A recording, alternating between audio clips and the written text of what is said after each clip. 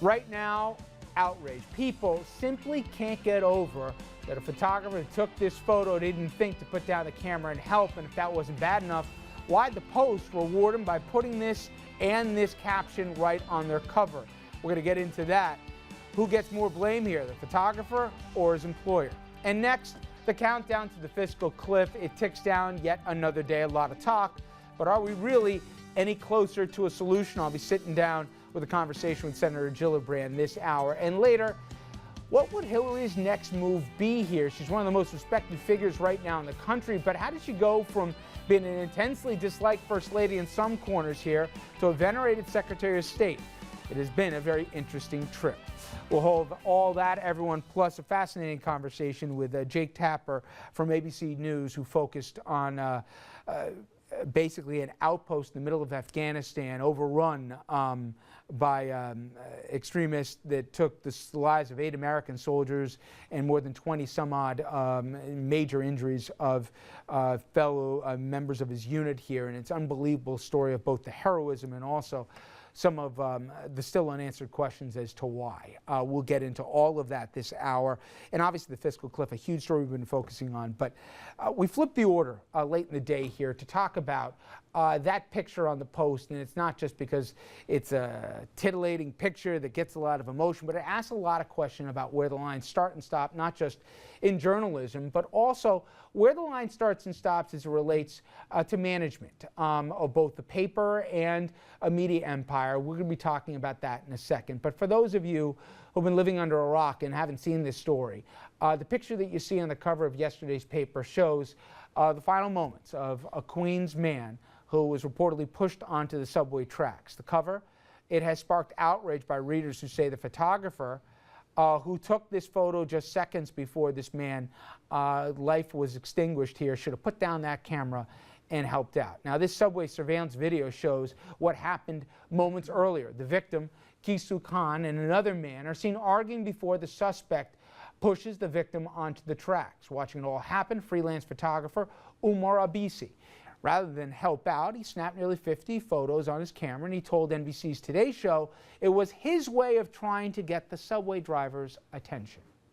Was there nothing you could have done? You couldn't have gotten, don't you think you could have, or someone else have gotten there and helped this poor man off the tracks? There was no way. If I could have, I would have.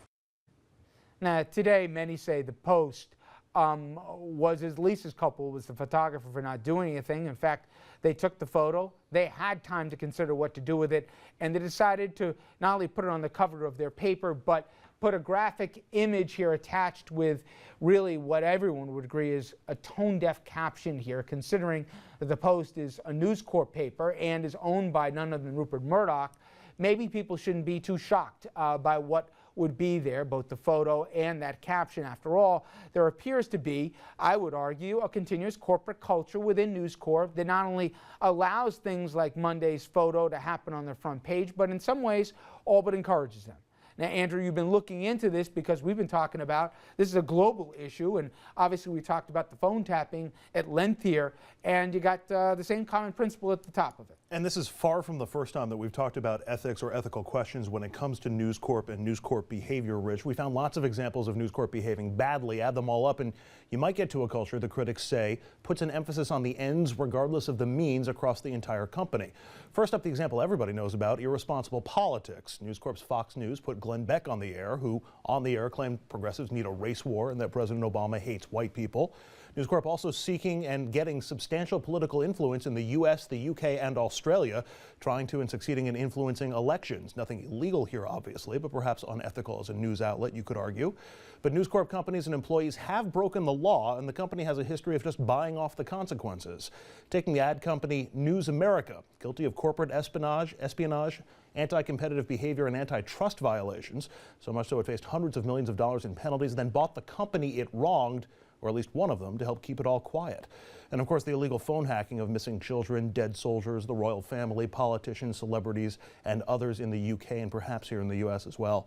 Then there's the other way around the law. Instead of breaking the law, just buy off the people who make the laws. What you might call a bribe or a shady deal, NewsCorp calls simply influencing regulators. Examples: Trent Lott and Newt Gingrich got lucrative book deals by NewsCorp companies, just as the company needed help on media ownership laws and licensing issues. Or there were threats directly from Rupert Murdoch that an FCC chairman wouldn't get a job as a dog catcher if News Corp lost the licenses that the regulatory agency was studying, Rich. And guess what? They got to keep their licenses, and they also got to keep the media ownership rules that they were so desperately seeking. Okay. Thank you very much, Andrew. And let's bring in our panel. Jessica Proud, Republican strategist, Vice President, NLO Strategies. Michael Tobman, political consultant and former advisor to Senator Chuck Schumer, principal at Hudson TG, and Andrew Whitman, who you've already met. All right. I don't care two whits about the politics in this particular story on the Post of the paper, Murdoch, or even the background. I just thought that it was important here to say this isn't some one-off here. But for me, let's start with the photog for a second. Yes, there are difficult photographs. We've seen children in the early 70s running after a napalm attack, and people said, oh my God. We've seen that iconic photo where a man was about to have his head blown off, again, in war-torn Asia. We've seen other pictures that have documented atrocities, whether it be from war or even after a horrible natural disaster. But those were after the fact, or moments where, when there's a gunplay, no one expects somebody to get involved. For me, you can put down a camera and you can try to help somebody. And if you fail, but you try. And this wasn't the only person apparently on the platform. There were other people as well. But this guy decided to snap off 50-something photos, not just of the encounter, but even what happened. And the lame excuse that he's trying to create a flash so the oncoming train would see it, give me a break. Every photographer that I've heard from every news agency say, this is not how you frame up a photo if you're running to try and create a flash situation. I think we as a population, as a society, I don't know about you, Jessica, we should expect more of each other. Well, I think the photograph is certainly very jarring to look at, and if I was a member of his family, I would find it very troubling. However, I do agree with your point of there's been many photos like this that elicit this kind of conversation and debate, and over the years we wind up thinking of them as iconic or a moment of history that was captured. And you know, whether you like it or not, this photo could wind up winning an award at some point. But I do think, you know, like you were saying, he should have put down his camera and helped him. Where were the rest of the people? I mean, there were tons of eyewitnesses, and if you look at that photo, the platform looks blank, and there were other photos inside the paper. Okay, but before I excuse the photographer, the distinction I'd make with what you're saying, and this was, Michael, this wasn't a static environment after a tragic event. This was an unfolding situation.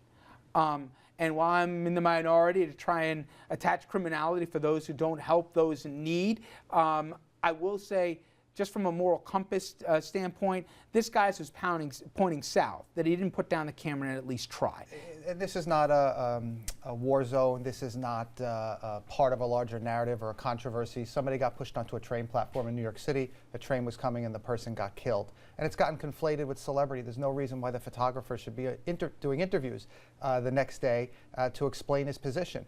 The photograph was taken. He made a decision at the time. None of us were there. He was. We'll have to take his word for it. But to go on and present this case rather than just have News Corp and the Post stand by their picture and their headline and defend it or not, apologize or not. As an aside, Andrew, he's even licensed his photo.